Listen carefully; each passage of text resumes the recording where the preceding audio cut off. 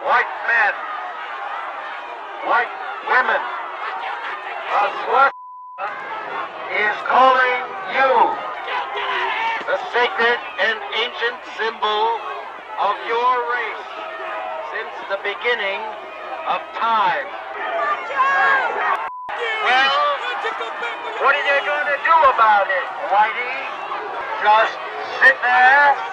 What's up, guys? It's your boy Benny. For the entire existence of the internet, people have been calling those who they disagree with Nazis! You're a Nazi! It doesn't matter what political spectrum you come from.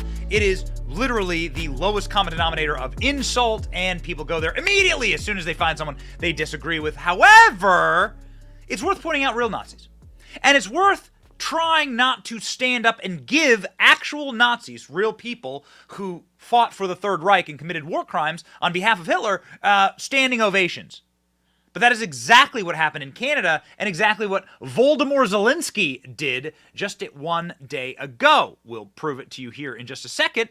Just a quick little rejoinder here. Ukraine does have a Nazi problem. This from Reuters. Ukraine's neo-Nazi problem. Ukraine is a hotbed for Nazism. This is established fact and very inconvenient here from NBC News. Ukraine's Nazi problem is real.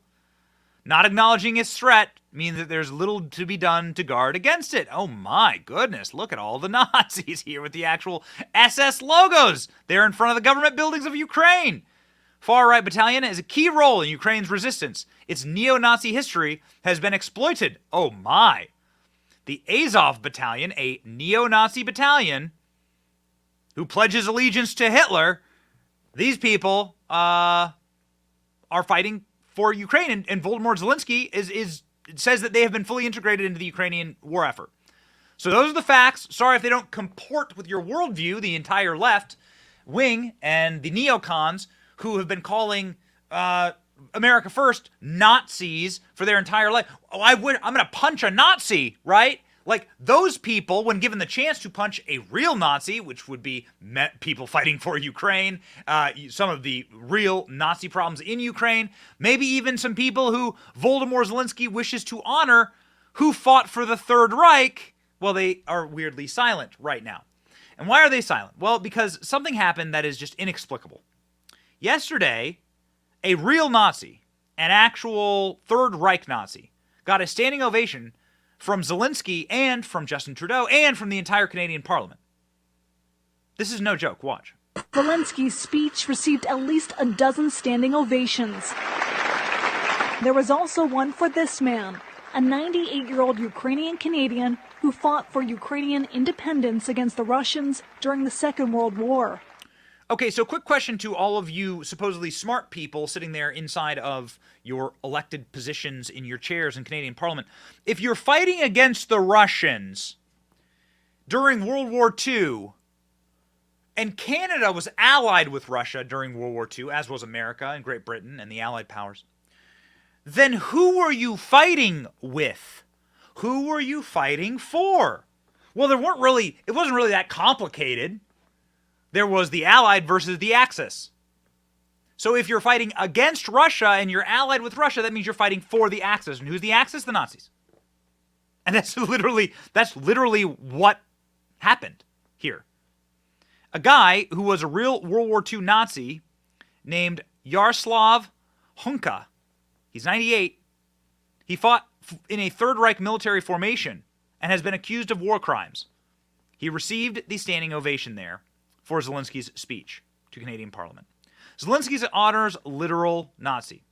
So Hunka is a Nazi who fought with the 14th Division of the Waffen-SS against the Russians in Ukraine in World War II. Again, if you're fighting the Russians in Ukraine in World War II, which side are you on? Idiots.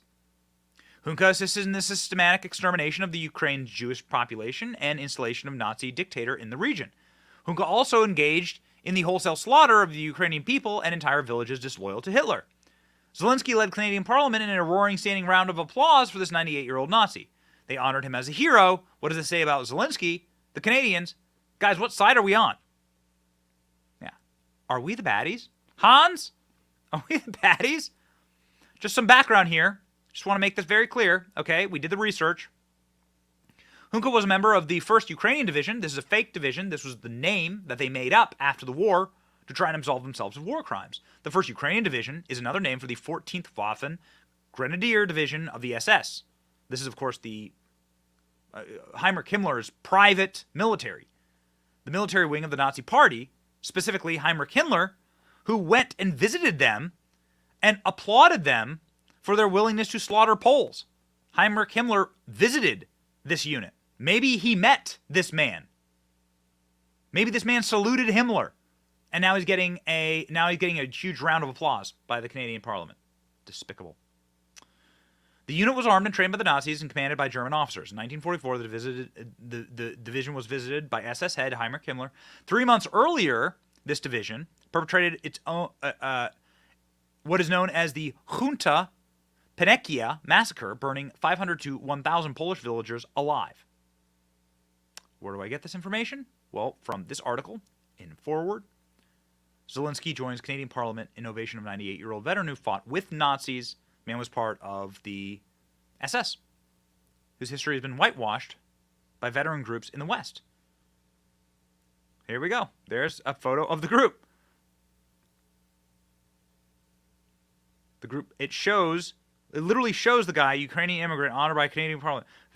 Okay, so who is in the front row middle? So that would be right here. So this man in his German uniform, in his SS uniform. There you go. Great. This is, of course, backed up by Wikipedia. You can see here. Has the Ukrainian colors and everything. There you go.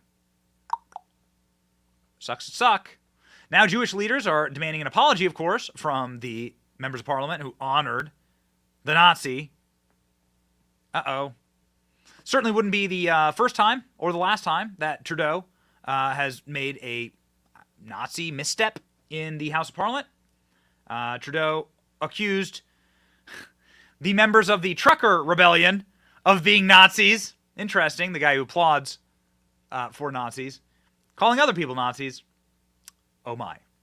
Conservative Party members can stand with people who wave swastikas. They can stand with people who wave the Confederate flag. We will choose to stand with Canadians who deserve to be able to get to their jobs, who be able to get their lives back. These illegal protests need to stop, and they will, Mr. Speaker. Mr. Speaker, I am a strong Jewish woman and a member of this House and a descendant of Holocaust survivors, and I have never it's never been singled out, and I have never been made to feel less, except for today when the Prime Minister accused me of standing with swastikas. I think he owes me an apology. I'd like an apology, and I think he owes an apology to all members of this House. Boom. Shakalaka.